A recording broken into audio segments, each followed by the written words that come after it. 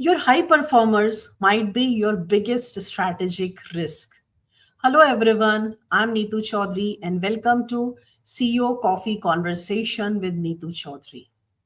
Most CEOs I talk with and I meet, they can easily name their top performance in seconds. And they are the one who always delivers, get things done, and save the quarter. So we protect them, we promote them, we pay them more. But there is a hard question which most CEOs and board members do not ask, especially CEOs. If we clone the behavior of this high performer across the company, what the culture would look like. And this is so important. I'll repeat one more time. If we clone this person's behavior across the company, how would the culture look like? If the honest answer is no, then the performance is not just a strength, it's a hiding toxicity. And that is the biggest strategic risk when it comes to human resource for your organization. The blind spot is the star talent story, which we all love to say, and everybody wants to hear that. But there is a hidden risk for the company. The problem is that the most performance systems measure what people deliver and not how it is being delivered.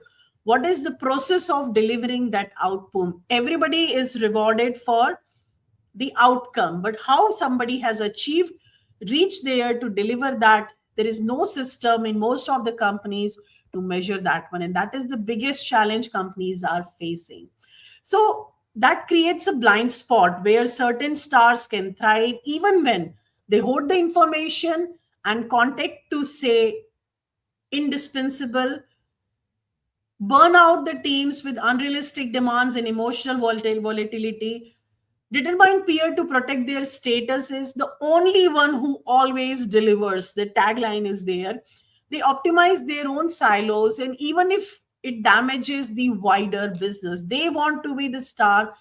Spotlight always should be on them. So on paper, definitely they are heroes, but in reality, they are quietly eroding the trust, collaboration, and long-term value for the organization. So there are three type of risk associated with high performers: those who are toxic while delivering the outcome.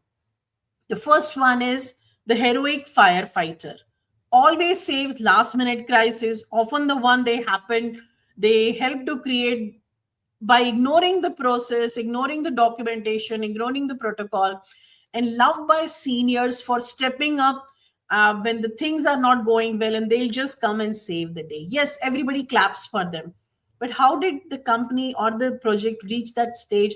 That person has to step in to save it. Why those things were not highlighted? And if anyone comes in your mind at this point, that's a red flag. If this conversation reminds you of anyone right now. The second one is power broker. They control critical relationship, client regulators, internal influencer, and use them as a leverage. Shares just enough information to stay in control, but never give the enough information so that they become replaceable. They want to remain irreplaceable forever. And that's a toxic because they'll stay there forever. They'll make sure nobody grows around them. The third sign is the third biggest risk is silo champions.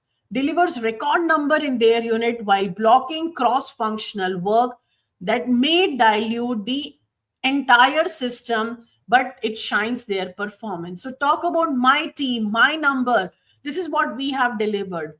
But what about the entire organization? So these are the three very critical things which comes with the high performers. And if any name comes to your mind, that's a red flag. You have to think about it, that while this conversation is going on, why these names are coming up in your mind. And the biggest issue is that by the time CEOs realize this, it's quite late. So because they depend on results, we cannot afford to lose them. They carry a big number. Short-term pressure wins over the long-term health of the organization, and company pays the consequences. The second big reason the CEOs face is lack of visibility. The CEOs only see the star in the high stake meetings. They don't see on the regular conversation, not the day to day behavior with peers and teams and how they get things done. CEOs and board do not see that one. And the third blind spot which CEOs face is conflicted signals. Organizations celebrate rewards to the stars so loudly that they concern feeling politically empowered. Now, the real question is that what is the cost of keeping them exactly as they are? And that's where the role of culture comes into thing. The simple shift from leadership conversation is that keep performance metrics. Definitely, we require that one. With that, we need to have culture metrics as well: collaboration, coaching, ethics, inclusion, ability to grow others. And I work with so many companies, CEOs, and boards, and I've seen most of the organization when we start working and ask this question, these things are not in place. And treat high performers with toxic behavior as a red flag, not as an asset for the organization.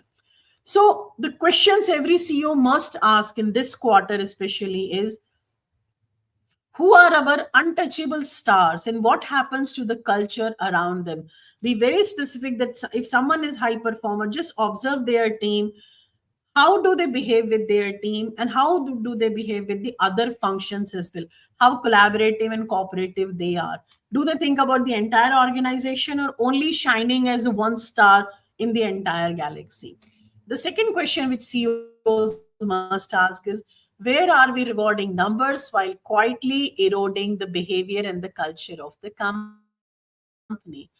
And who are the leaders they make everyone around them feel better, or they are just shining and nobody else in their team is shining? So these are some of the question. And high performers are not always like that, most of them, but yeah, there are some high performers which are like that. So if you can name people in the first category, you have a decision to make, not tomorrow but today, right now, because slowly they are eroding the culture of your company. And your true competitive advantage is not just the talent you attract, it is the behavior you celebrate and multiply. So, if your culture quietly teaches people to result in excusing their behavior, that's not the culture you want to create if you want to sustain your business for long term.